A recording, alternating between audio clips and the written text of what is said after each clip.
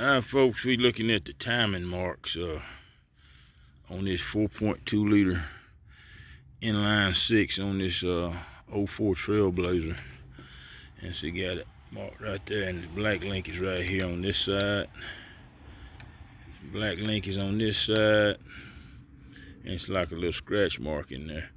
You'll see it when you look real close. You see it.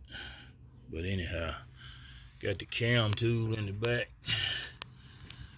And I believe that you might want to tie something on it, or bungee strap it, so that it doesn't come off. And the cam lobes back there, it'll match up to your tool.